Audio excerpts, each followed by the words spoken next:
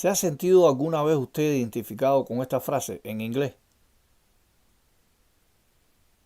Que al español es cuidado con el perro. Bueno, el apóstol Juan en Apocalipsis 22:15 habló algo parecido y los apóstatas son aquellos perros que están afuera, los que practican espiritismo, los que son sexualmente inmorales, asesinos, idólatras, todos los que aman la mentira.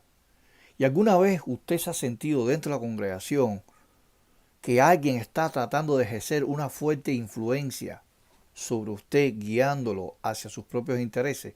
Bueno, hay personas de todo tipo dentro de la congregación que detrás de su victimismo manipulador consiguen que los demás actúen en su favor.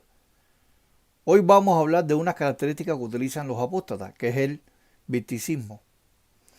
Y el victimismo, por lo tanto, en muchos casos es una estrategia que utilizan los apóstatas, que utilizan los llamados activistas que están en las redes sociales, y esta condición permite contar con una especie de humildad, por lo cual todo lo que dice es verdad. O sea, el apóstata se hace la víctima, que todo lo que dice es verdad, solamente la verdad, todo lo que hacen es bien intencionado, todo lo que piensan es legítimo.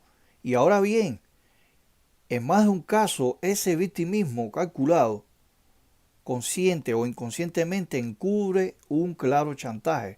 O sea, la persona que se hace víctima, que está manifestando estas malas cualidades, lo hace de una manera chantajista. O sea que una víctima es quien sufre un daño personalizable por caso fortuito o culpa ajena. El victimista, en cambio, se disfraza de víctima consciente o inconscientemente, disimulando una agresión y responsabilizando erróneamente el entorno a los demás. Por ejemplo, los apóstatas siempre le echan la culpa a todas las personas que les rodean. Así que el victimismo es una retórica demagógica que utilizan los apóstatas buscando en desprestigiar a nuestros hermanos, a nuestros ancianos, a las personas que quizás por sus esfuerzos, por su integridad, por su forma de ser, por sus grandes cualidades, eh, han adquirido un puesto de responsabilidad, y entonces de esta manera desprestigian de una forma falaz, de una forma argumentativa del adversario, denotándola como impuesta o autoritaria. Así que esta tendencia, hermanos testigos de Jehová, se caracteriza por una deformación pesimista de la realidad, en la que el sujeto se regodea en el lamento y queda para realizar cualquier tipo de autocrítica. Y es uno de los pilares de la cultura de la queja que manifiestan los apóstatas, que vemos en películas, en libros, en experiencia, en las redes sociales, los medios de difusión. Por ejemplo, cuando una persona está dentro de la congregación y empieza a buscar faltas donde no las hay, utilizando la crítica, imponiendo su opinión personal de cómo se deben hacer las cosas dentro del salón de reino, sin tener el derecho de mandar a hacer las acciones que no le corresponde, sino la de otras personas. Así que a esa persona se le pone un stop. Quizá un anciano le llama la atención, o una persona que no tenga privilegio dentro de la congregación de no seguir opinando, criticando con un espíritu de crítica. Y si la persona no es humilde, comenzará entonces a experimentar esta mala característica, que es la victimización, que es una de las grandes características que poseen los apóstatas.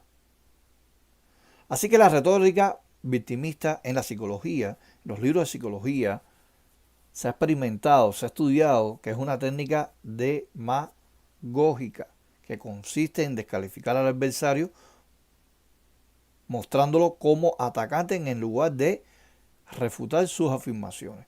Así que el individuo, según los psicólogos, los psiquiatras, adopta el rol de víctima dentro del contexto de la discusión. De tal forma que el otro interlocutor queda posicionado implícitamente frente a terceros como un impostor y autoritario, y su argumentación como mera imposición o ataque. Así que en ocasiones esta retórica va encaminada a no reconocer los errores propios, eludiendo la responsabilidad o la rectificación. Así que de esta forma el orador victimista logra escabullirse de la discusión, desprestigiando el argumento vencedor sin reconocer que estaba equivocado, o como último recurso cuando finalmente se ve incapacitado para exponer un argumento racional. Y eso es lo que afirman algunos psicólogos o psiquiatras del comportamiento o personalidad narcisista de los apóstatas.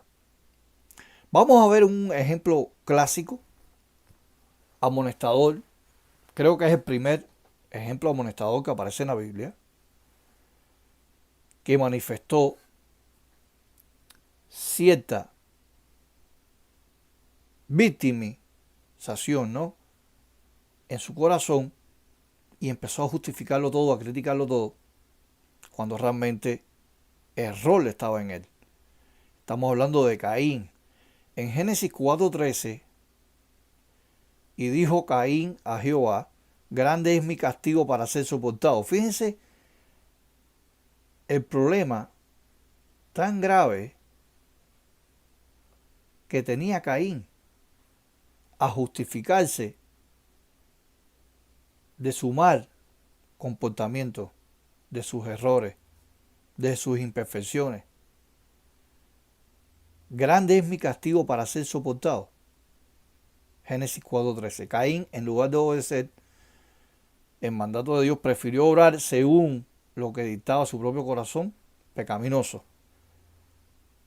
Todo su sacrificio lo hizo sin interés y despreciable a Jehová, y Jehová no lo apoyó.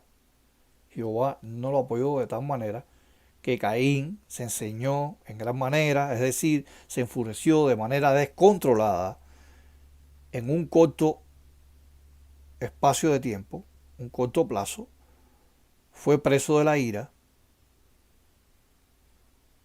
que brotó profundamente de las profundidades del pecado de su corazón y ejecutó una acción desastrosa. Mató a su hermano Abel. Por eso es que Jesús enseñó que lo que contamina nuestro corazón al hombre es lo que sale desde adentro. Cuando usted va a Mateo capítulo 15, versículo 11 al 19, Jesucristo, cuando habló con las grandes muchedumbres y principalmente con los apóstoles, dijo que lo que entra en la boca contamina al hombre, más lo que sale de la boca, esto contamina al hombre, porque del corazón salen los malos pensamientos, homicidios, adulterios, fornicaciones, los hurtos, los falsos testimonios, las blasfemias. Entonces puede haber un falso testimonio en nuestro corazón y podamos estar cuestionando las cosas que hacen los ancianos, cuestionando la vida personal de nuestros hermanos, sus movimientos. Y eso es lo que Caín albergó en su corazón, la envidia. Se le decayó el semblante. Y es una realidad que nos hacemos en preguntarnos ¿por qué? ¿Por qué? La respuesta es obvia. Dios aprobó la ofrenda de su hermano Abel, pero no la suya. Fue la envidia que desencadenó en las extrañas de Caín y por eso decayó su semblante. Así que la envidia en nuestro corazón puede robarnos el gozo de creyente, inclusive la armonía de nuestro rostro. Por ejemplo, que a alguien se le dé un puesto de responsabilidad dentro de la congregación. Quizás nosotros no calificamos, quizás no es el tiempo, y sintamos la envidia de una persona que es nombrada precursora, siervo del circuito, anciana de congregación, ministerial, quizás misionero, Quizás se le dé algunas partes en la congregación, temas como las perlas escondidas, quizás algún discurso, el estudio del libro, y sintamos esa envidia. Y eso puede manifestar, puede sembrar una plantica de apostasía. Esa planta puede ir creciendo poco a poco e ir echando raíces hasta que las raíces se hacen fuertes y es muy difícil de desprenderse. Así que no tengamos un semblante decaído, demacrado, que nos quite el gozo de nuestro rostro, porque a alguien se le nombre y a nosotros no. Sin embargo, los privilegios no salvan, hermanos. Los privilegios es una forma de combatir, de estar más activo dentro de la congregación, pero no salva. Porque usted sea anciano, siervo de circuito, miembro del cuerpo gobernante, veterita, misionero, precursor, siervo ministerial, no lo va a salvar. Aparte, un privilegio no identifica que una persona esté bien espiritualmente, porque la Biblia habla de ejemplos amonestadores. Saúl se le nombró rey, pero estaba mal espiritual y era el rey. David fue rey, sin embargo estaba mal espiritual porque estaba pecando contra Jehová y contra el pueblo de Israel. Y eso, vamos a hablar del caso de David.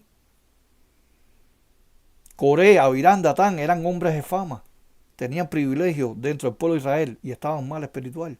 Judas Iscariote era de los 12 apóstoles y estaba mal, traicionó a Cristo. Su corazón era doble. Su corazón estaba en el tesoro, que eran las cosas materiales, dinero. Diótrefes, que era anciano, superintendente. Sin embargo, tenía puesta responsabilidad, quería tener el primer lugar dentro de la congregación, estaba expulsando a los hermanos y estaba desaprobado por Dios. Usted puede tener un nombramiento dentro de la congregación, cualquier tipo de responsabilidad, y estar desaprobado de parte de Jehová porque usted tiene malos motivos, quizás está pecando, y nadie de la congregación lo sabe. Usted está aparentando una humildad ficticia, está haciéndole ver a las personas que usted está bien espiritual, porque usted salga a predicar, porque usted dé temas en la reunión, dé buenos comentarios en la congregación. No es un síntoma de que usted está bien espiritual. Es la condición de corazón. Jehová en una ocasión dijo: no mires la apariencia física, sino lo que hay en el corazón. ¿Y quién es el único que puede escudriñar los corazones? El Espíritu Santo. ¿Y quién es el único que puede dictaminar y reconocer los errores de todos nosotros y saber realmente si hay maldad e iniquidad dentro de nuestro corazón? Es Jehová Dios, el Dios Todopoderoso. Por eso la Biblia cataloga a la envidia como pecado y no solo destruye al envidioso, sino que daña profundamente al envidiado. Por ejemplo, Caín, lleno de envidia, que asesina a su hermano Abel. El envidioso ataca, difama, enfatiza los errores, debilidades del envidiado a fin de desacreditarlo. De esa manera el envidioso logra aplacar parcialmente a aquel escozor que le fastidia y le daña desde sus propias entrañas. La Biblia dice en Proverbios 14:30 que el corazón apacible es vida de la carne, más la envidia es carcoma de los huesos.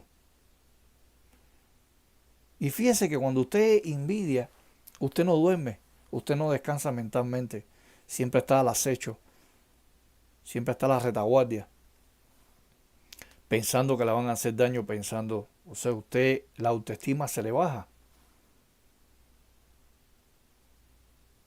Por eso es que dice que la envidia es carcoma de los huesos, según la Reina Valera de 1960. Una vez que Caín desobedece a Dios, ya ahí comete el primer pecado. O sea, la desobediencia a Dios es el primer pecado que podemos cometer nosotros.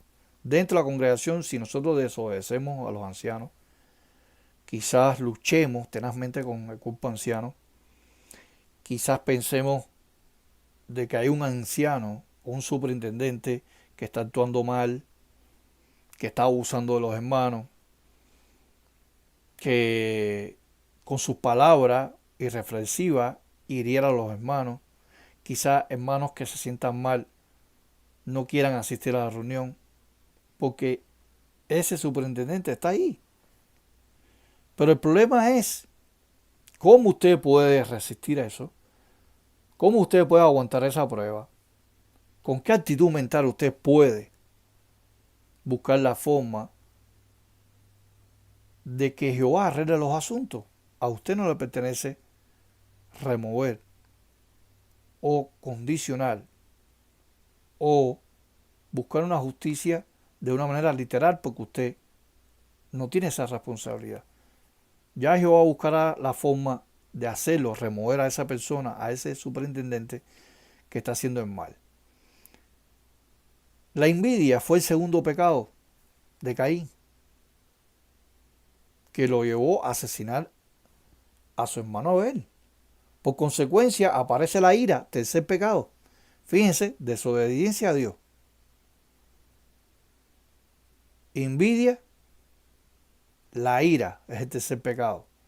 Y finalmente, tristemente, el desenlace fue el asesinato, homicidio de Caín, cuarto pecado. Y eso pudiera pasar dentro de la congregación. Usted puede manifestar, recuerden la plantica que está creciendo, la planta, o sea, Satanás el diablo siembra esa semilla de discordia dentro de su corazón, esa plantica le salen las primeras flores, en este caso la desobediencia a Dios. Después usted siente envidia dentro de la congregación porque usted quizá piensa en su mente distorsionada, se está engañando a sí mismo, que usted se merece todo dentro de la congregación.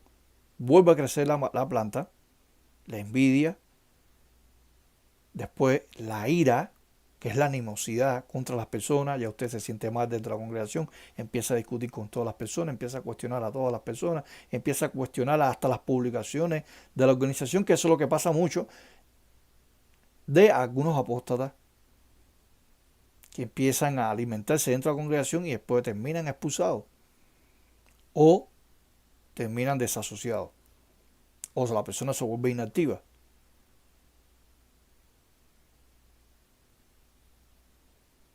Después la planta va creciendo hasta que usted comete un homicidio espiritual. Pero no es un homicidio espiritual contra otra persona, contra usted mismo. Usted mismo se convierte en el asesino de su propia fe. Usted se convierte en el homicida de su propia creencia y termina en muerte espiritual.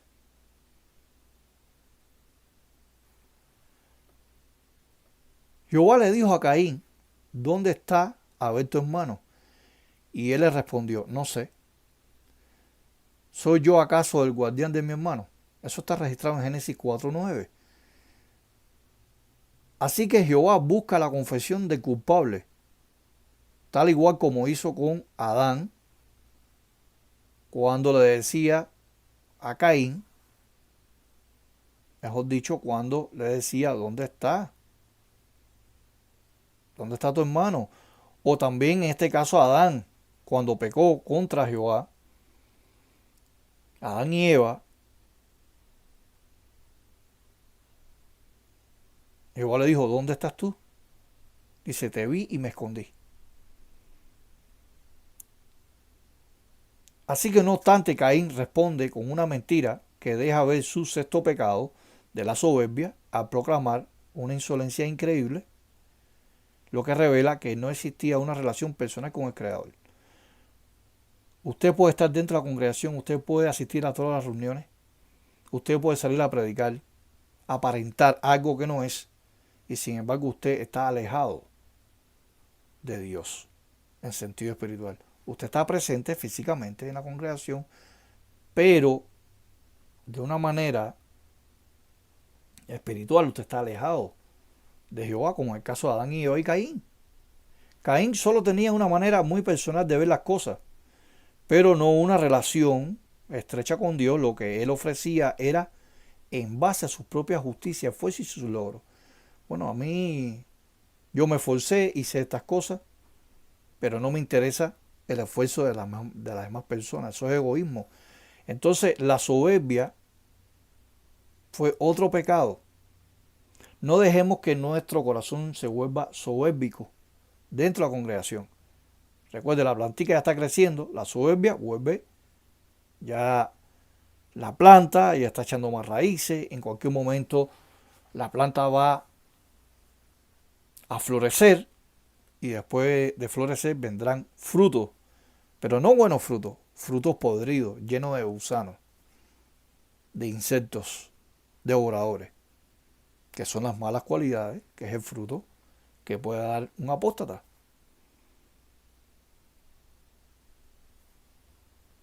Así que en la respuesta de Caín se deja ver la blasfemia, el insulto y la falta de respeto ante Dios Todopoderoso. Así que si usted está germinando su planta espiritual de soberbia, ira, animosidad, rencor, ínfula, prepotencia, usted le está faltando respeto a Jehová. Está insultando el nombre de Dios. Usted no está faltando respeto al cuerpo anciano, ni a los ministeriales, ni a los precursores, ni a los hermanos comunes y corrientes que están dentro de la congregación, ni al cuerpo gobernante, ni al esclavo fiel y prudente. Usted está, desde su corazón, está blasfemando, insultando, con falta de respeto a Jehová Dios Todopoderoso. No fue el arrepentimiento que experimentó Caín luego de la tragedia, sino que su culpa continuaba aumentando hasta coronarla con su sexto pecado, que es la soberbia. Eso es una de las características que poseen los apóstatas, que están afuera, según Apocalipsis 22:15. Los perros están afuera. Los perros, hermano, cuidado con el perro.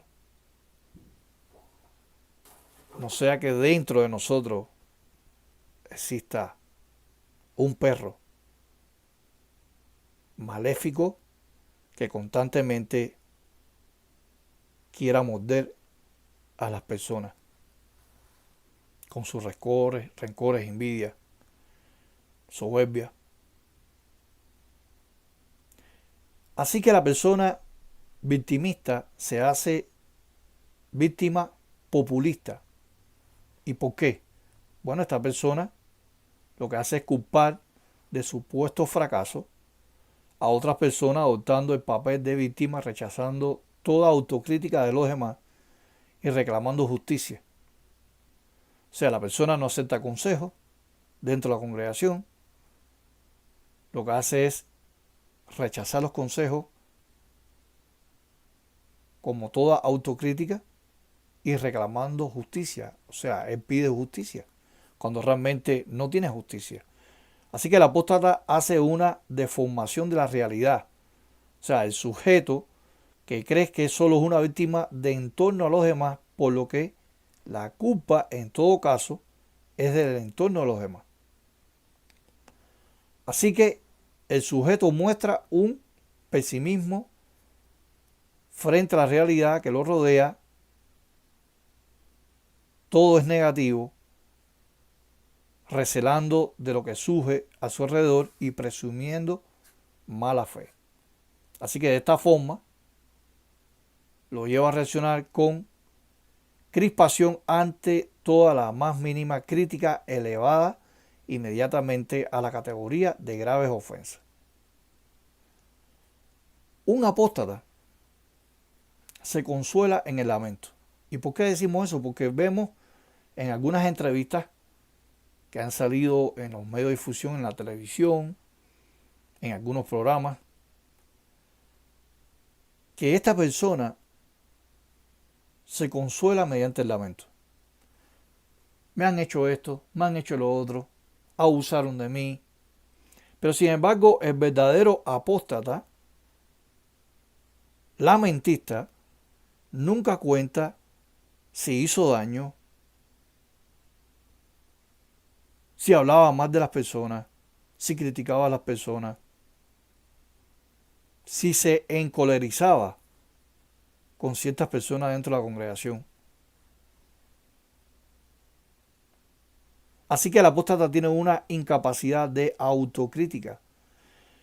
Así que el sujeto victimista es incapaz de extraer una crítica constructiva de lo que lo rodea y tiende a considerar como enemigo a cualquiera que se atreve a hacerle alguna corrección. Y hemos visto en la trayectoria de nuestra organización que hay personas que consideran como enemigo cualquiera que se atreve a hacerle una corrección o llamarle la atención. Mira, hermano, estás mal, estás actuando mal, estás pensando mal. Así que a lo sumo será capaz de aceptarla cuando provenga de alguien que le resulte afín, y de esta forma el victimista se autocontempla con indulgencia, eludiendo su verdadera responsabilidad, sintiendo que su posición de víctima justificada justifica todos sus actos.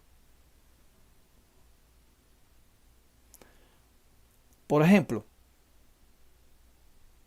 para algunos testigos de Jehová que caen en esta actitud, todo lo que le hacen a ellos es intolerable, mientras que sus propios errores o defectos son solo miniedades, que sería una falta de tacto señalar. O sea, la persona que es victimista no pide directamente lo que desea, sino que envía mensajes imprecisos en forma de queja o lamento. Por ejemplo, vamos a poner un ejemplo hipotético. Te dicen de pronto, nadie sabe cuánto me costó haber llegado hasta aquí de ser anciano ministerial o precursor. Fíjese, la persona que tiene malas cualidades, persona que tiene una intención no conforme a la palabra de Dios, que la persona es descalificada quizás por un pecado o porque no está actuando bien, empieza a murmurar con otra persona diciendo, nadie sabe cuánto me costó haber llegado hasta aquí como anciano, como ministerial, como precursor, y mira lo que me han hecho. Han abusado de mí. Me han hecho injusticia.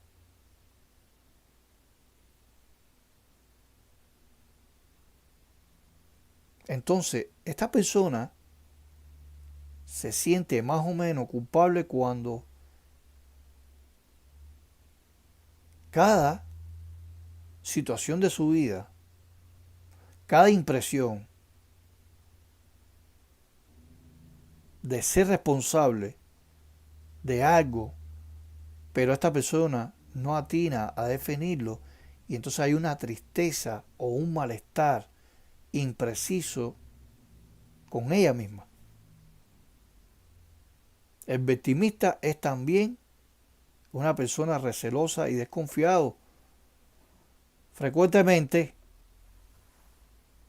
esta persona te alerta sobre malas intenciones en los otros y justifica sus malas acciones en su pasado de sufrimiento y de hecho puede causarte de insensibilidad o desidia si acaso le criticas y es capaz de hacer grandes sacrificios por otros sin que estos se lo pidan.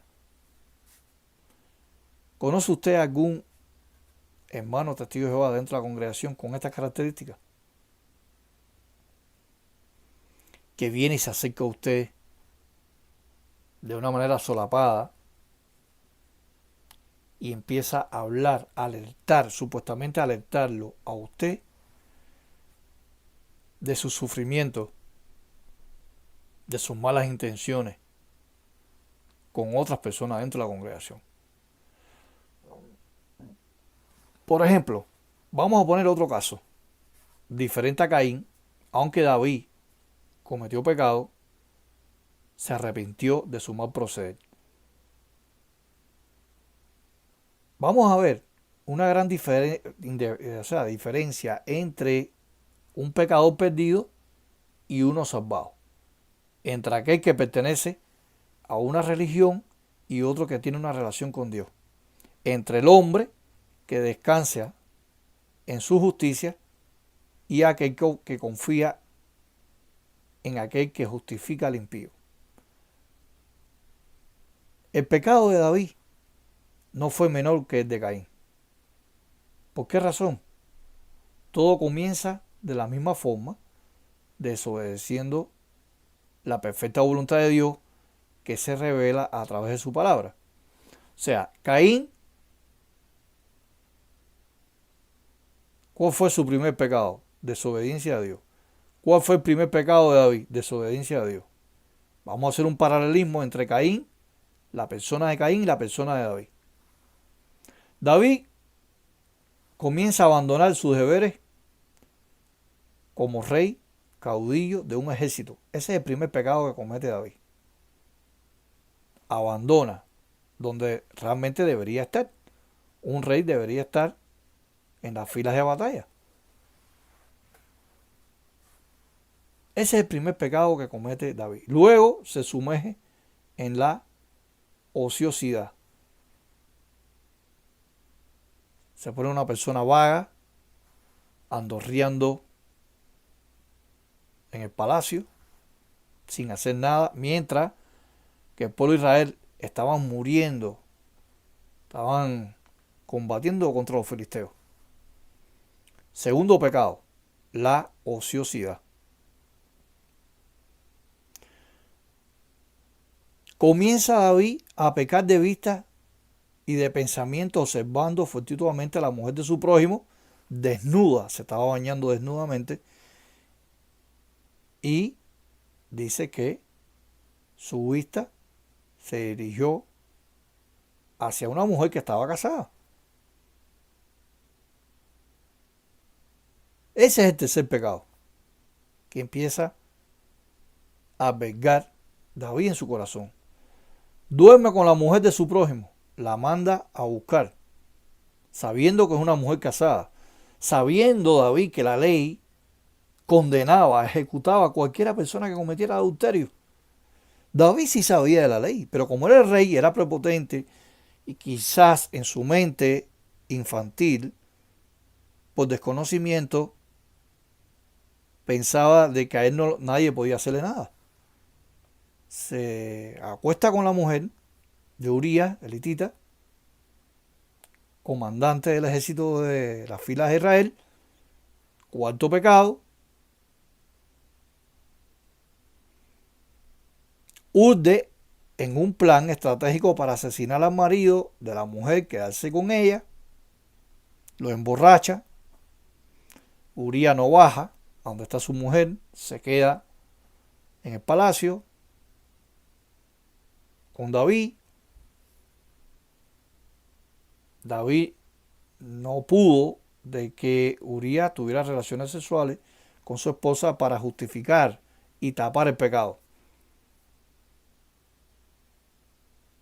Entonces la soberbia e insensibilidad ante el pecado durante la declaración del profeta Natán, Natán le señala que había pecado, utilizando una ilustración.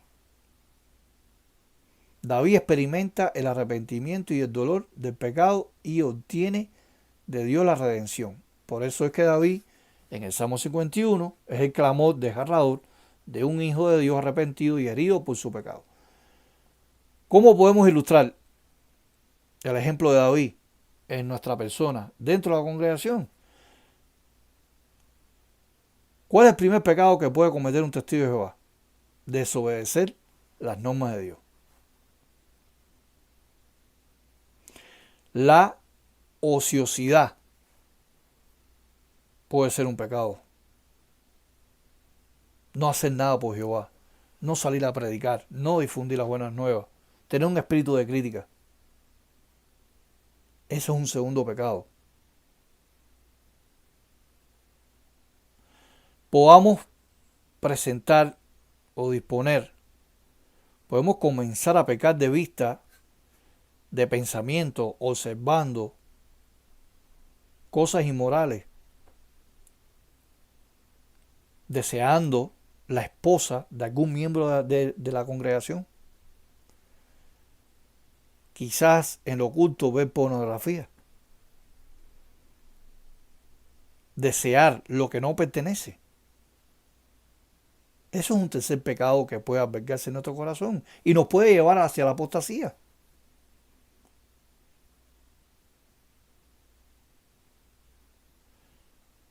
Otro pecado pudiera ser cuestionar nuestras mismas literaturas. Podemos cuestionar el trabajo que hacen los ancianos en la congregación. Podemos cuestionar la vida personal de algún hermano dentro de la congregación sin saber todos los asuntos.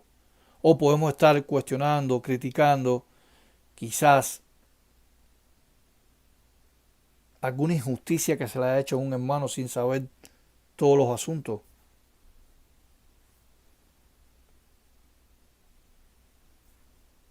Por eso que David se apropia de sus transgresiones y expresa de manera conmovedora el dolor por las mismas. Sin embargo, el apóstata, resentido, no lo hace. David nunca culpó a nadie más que a él mismo de su pecado. ¿Qué hace un apóstata? El apóstata culpa a los demás, pero no se culpa a sí mismo de sus errores, transgresiones, pecados. Y muchos de los apóstatas que vemos ocultan sus pecados, por ejemplo, homosexualidad, en el caso del hombre, si es mujer es lesbianismo, quizás las drogas,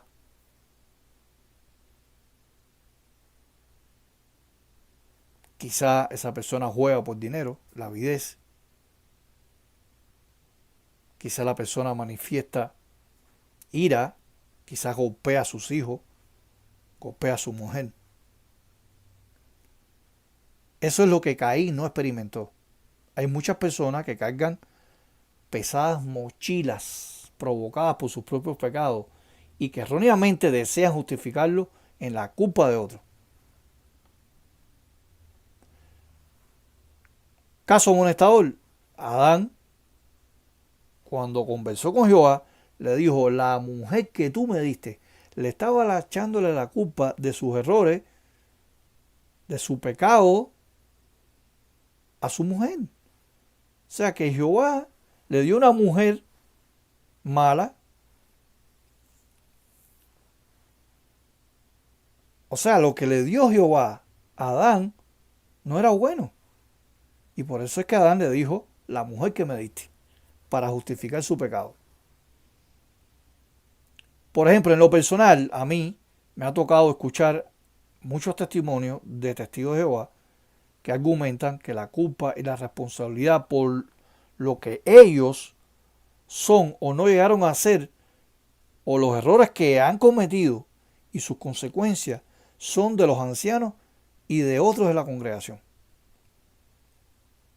Esto, hermanos testigos de Jehová, es un craso error, porque aunque la Biblia enseña que nosotros somos herederos del pecado original de nuestros primeros padres, la culpa y la responsabilidad es absolutamente personal.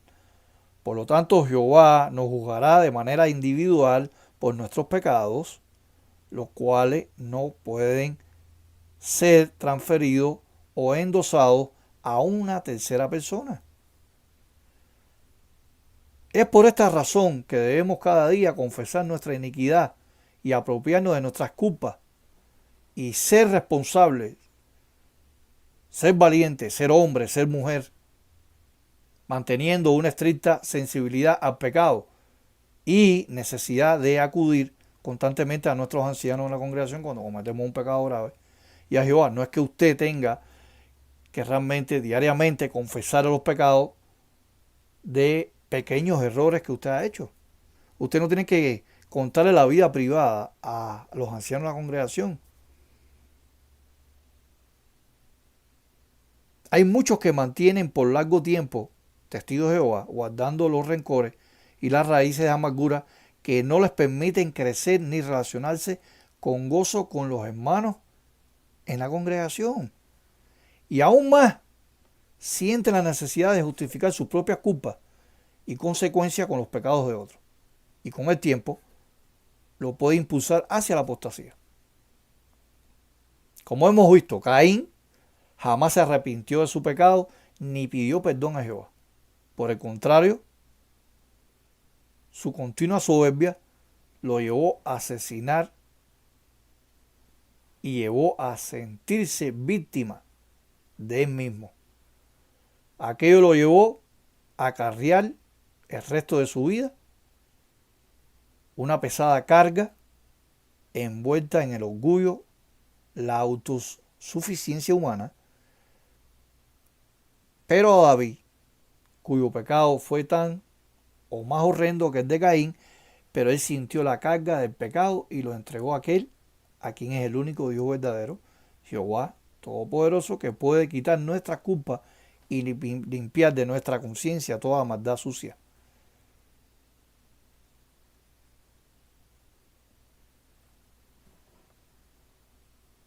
¿Qué dijo David a Natán? Pequé contra Jehová. Y Natán dijo a David, también Jehová ha remitido tu pecado, no morirás. Segundo de Samuel capítulo 12, versículo 13. ¿Qué pasaría si en la actualidad David existiera? ¿Qué pasaría si David contara al cuerpo anciano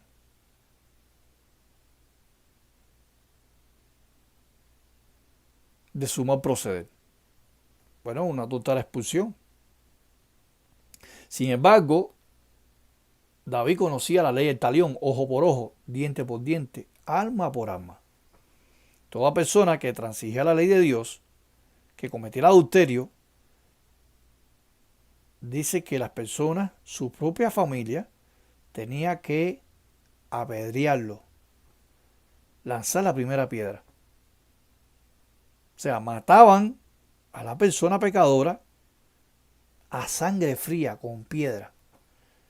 Y sin embargo, Jehová no permitió que los sacerdotes tomaran acción para darle muerte a David. Jehová sabía muy bien que si David caía en manos de los jueces de Israel, como dice el Salmo 82:6, David iba a morir inmediatamente. Por eso Jehová actuó, fue que atendió ese comité judicial. Jehová fue que atendió ese comité judicial y fue que sentenció a David y lo perdonó, según 2 Samuel 12:13. Así que, hermanos,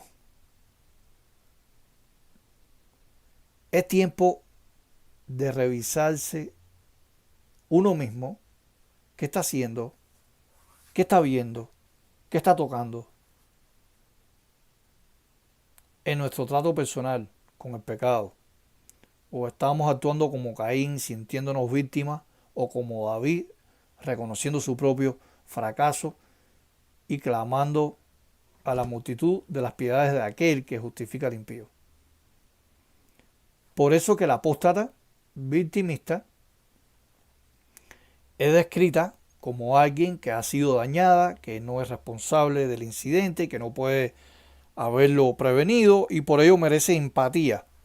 O sea, el apóstata que sale en las redes sociales merece empatía. Pobrecito. Es lamentable lo que pasó. ¿Cómo sufrió? Sufrió mucho dentro de la congregación. ¿Qué daño le hicieron los ancianos? ¿Qué daño le hicieron los hermanos en la congregación? Entonces, él busca la empatía de los demás.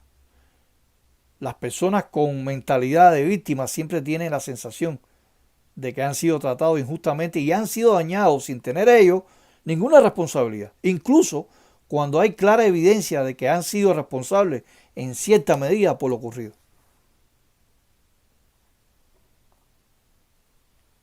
¿Qué puede hacer un apóstata?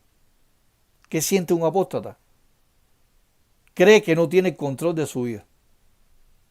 Cree que no tiene el control sobre nada en su vida y cede en sus responsabilidades cuando se encuentra con cualquier obstáculo en la vida. Se niegan a hacer nada, no se niegan a hacer nada.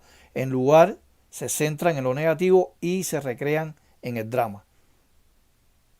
Usted ve personas que salen de la organización, que hacen un drama, hacen un teatro, hasta lloran y despiertan la sensibilidad de las demás personas. Las personas lo que hacen es, sin saber el trasfondo de lo que hizo esa persona, sienten lástima por esa persona y empiezan a acusar a la organización por supuestamente injusticias que le hicieron.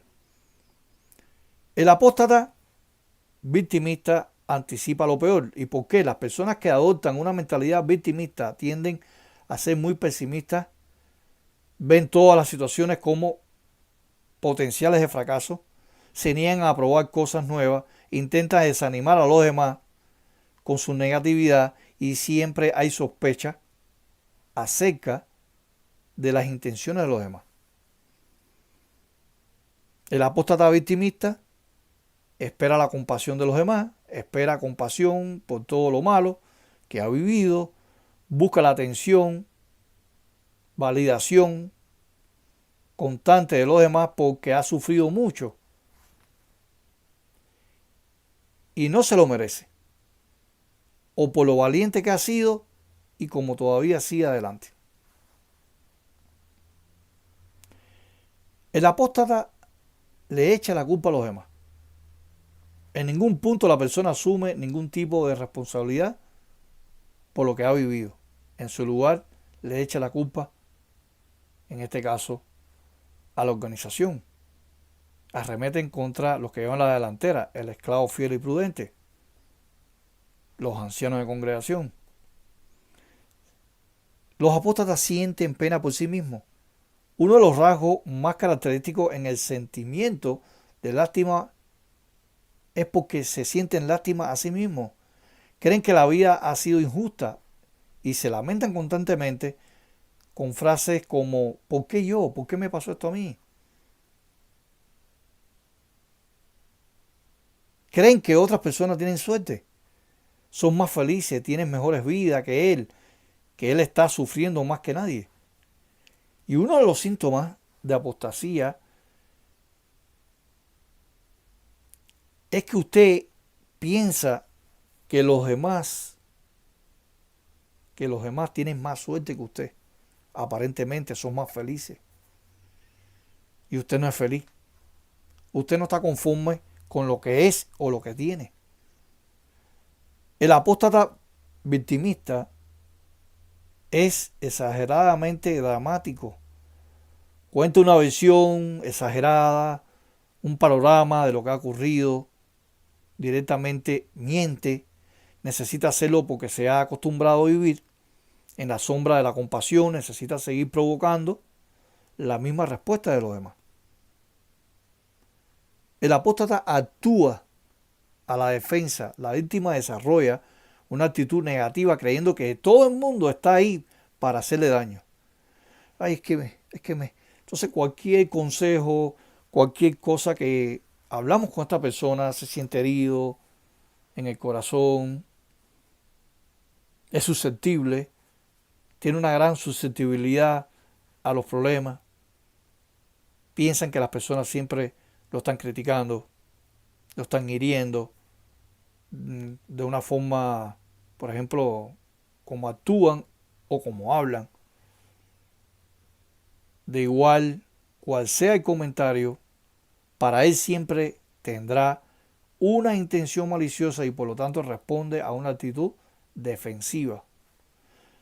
El apóstata se menosprecia, tiene una tendencia a menospreciarse, muestra la baja autoestima, el auto humillaciones. Usa términos como no puedo, no debo. No intenta mejorar. Cuando alguien le hace notar esta actitud de víctima, se niega a analizar sus actos y no es capaz de mejorar. En su lugar actúa de forma defensiva y niega cualquier sugerencia, desarrollando una actitud negativa hacia cualquiera que le sugiera un cambio.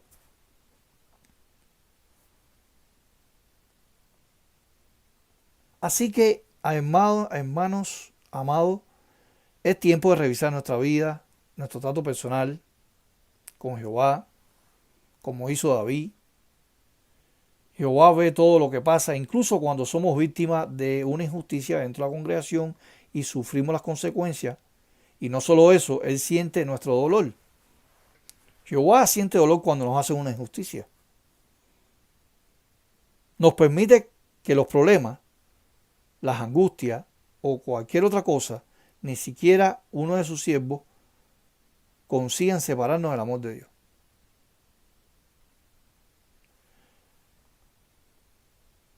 Perdonar una mala acción no significa aprobarla. Perdonar a alguien que nos ha ofendido no significa minimizar, justificar o excusar sus malas acciones. Jehová nunca aprueba el pecado, pero sí lo perdona cuando tiene base para hacerlo. Jehová no estará resentido para siempre.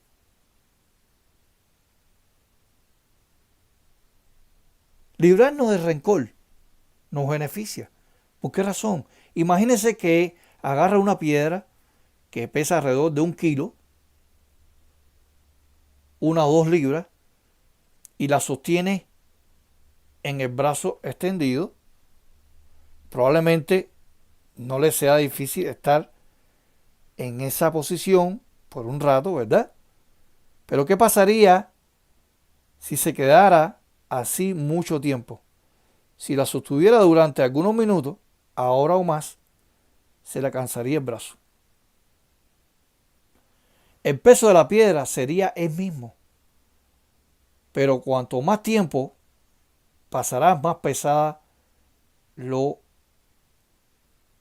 parecería. Eso es lo que sucede con el resentimiento. Cuanto más tiempo lo guardamos, aunque sea por algo insignificante, más daño nos hacemos. Por eso Jehová nos dice que nos libremos del rencor, pues sabe que es lo mejor para nosotros. El que guarda resentimiento, hermanos testigos de Jehová, es el que sufre. Guarda resentimiento es como darse una bofetada y esperar que la otra persona sienta el dolor. Eso es ser masoquista.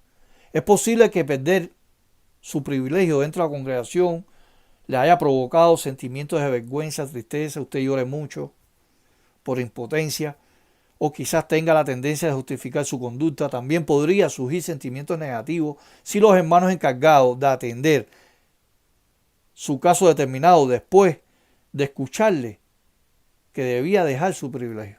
En este caso, los superintendentes de la congregación. Por eso, si esos sentimientos los dominan, limitarán su progreso y le harán más difícil aprender lo ocurrido. Y si no lo hace así, puede albergar un espíritu de apostasía. Puede tener la tendencia a abandonar la congregación por resentimiento, por despecho. Casi la mayoría de los casos que los apóstatas se van de la organización es por despecho. Job tenía un privilegio de representar a otras personas ante Jehová y de ser anciano y de juez en una sociedad patriarcal, pero cuando mejor lo estaba yendo en la vida, lo perdió todo, su riqueza, su salud, incluso sus 10 hijos, además la reputación. Quedó entredicho.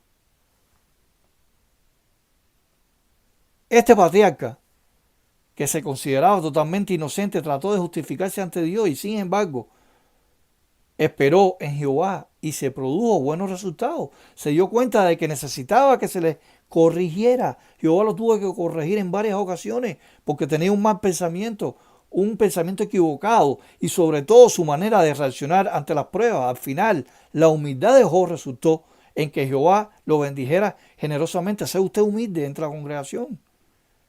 Aunque usted haya perdido los privilegios, de alguna forma sea humilde. No se vuelve una persona soberbica con animosidad contra el cuerpo anciano. Tal vez usted perdió sus privilegios debido a que cometió un pecado y ahora se pregunta si Jehová y los hermanos alguna vez lo perdonarán y olvidarán lo sucedido. Recuerde que el ejemplo de Manasés fue un rey que pasó a sus hijos por el fuego, practicó espiritismo, hizo lo malo, abominable delante de la vista de Dios. Fue uno de los reyes de Judá y hizo en gran escala lo que era malo a los ojos de Jehová. Y sin embargo la Biblia indica que al momento de su muerte Dios lo consideró un rey fiel. ¿Por qué? Porque Dios, Jehová, vio algo bueno en su corazón. Porque Manasés terminó por aceptar la disciplina que recibió. En un principio había pasado por alto las advertencias divinas.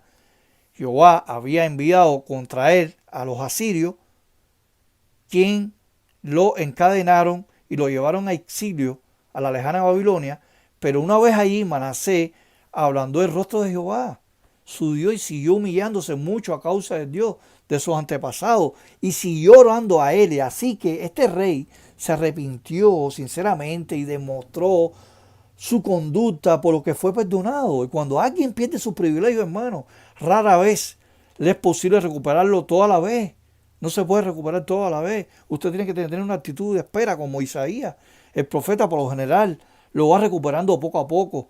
Si usted acepta las tareas que se le encarga dentro de la congregación, las cumple lo mejor que pueda, seguro que se le irán confiando más responsabilidad. Claro, esto no es un camino fácil. Habrá muchos obstáculos que superar, pero si se opone, todo empeño usted va a perseverar y con el tiempo verá el resultado, los frutos.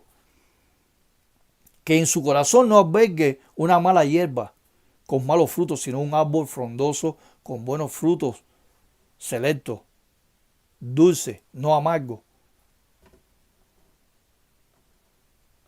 José no sabía que todo su sufrimiento tenía un propósito. Él se limitó a hacer las cosas lo mejor que podía, pero gracias a ello, Jehová lo utilizó para preservar la línea genealógica de la descendencia prometida de Jesucristo. Aunque nosotros difícilmente vamos a desempeñar un papel tan importante como el de José, el relato bíblico nos enseña que Jehová interviene en los privilegios que reciben sus siervos, y por eso debemos imitar a José y estar siempre listos para que Dios nos utilice. José recibió injusticia de parte de los hermanos, llegaron a asesinarlo, intentaron matarlo. Sin embargo, José después con el tiempo no tuvo resentimiento con sus hermanos cuando fueron a Egipto buscando ayuda por comida. Imagínense esa escena, que usted, sus propios hermanos, hayan intentado matarlo. ¿Cómo usted va a responder? Actuaría de esa misma forma. Imagínense que usted dentro de la congregación, quizás algún anciano injustamente o el cuerpo anciano haya determinado de quitarle su privilegio por falta de conocimiento de ese cuerpo anciano. Imagínese usted cómo actuaría. Actuaría como José, sin resentimiento, sin animosidad, sin despecho. Eso es lo que tenemos que tener nosotros. Cómo superar las emociones negativas cuando se nos pueda llevar a inclinaciones de apostasía. Esforzarse por corregir nuestros pensamientos. Debemos esforzarnos por tener una actitud de espera. Esas son cosas importantes. Si los pensamientos negativos suelen ser demasiado intensos en usted para conseguir despedirlo con facilidad, hay que reemplazarlo por lograr arrancarlo de la cabeza. Ponga otro disco duro, uno que sea positivo, cambie su frecuencia diferente, constructiva, a una emisora distinta. Concéntrese en ello, rechace la apostasía adhiriéndose a la verdad. Todo el que se adelanta y no permanece en la enseñanza de Cristo no tiene a Dios. El que sí permanece en esta enseñanza es el que tiene al Padre y también al Hijo, segunda de Juan 9. Algunos que sirvieron en el pasado como testigos de Jehová han rechazado diversos puntos de vista bíblicos que se basan en la enseñanza de Jesucristo y los apóstoles. Estos apóstatas han salido de entre nosotros porque no son de nuestra clase. Por eso ya no se asocian con los leales testigos de Jehová ungidos, ni con los compañeros de estos. Dichos herejes egoístas no tienen participación ni con el Padre ni con el Hijo. Los amadores de la luz y la verdad tienen que mantenerse firmes contra los promotores de las enseñanzas falsas, hermanos. Los reales testigos de Jehová no quieren ser cómplices de manera alguna en las malas acciones de estas personas infieles por medio de apoyar de modo alguno sus palabras y actividades impías. En vez de eso, luchemos tenazmente por la fe que una vez para siempre fue entregada a los santos. Si les gusta el contenido de este video, denle like al video, comparte este video con sus familiares, amigos, compañeros de trabajo, estudios bíblicos y suscríbase al canal. Que pasen un feliz día y hasta luego.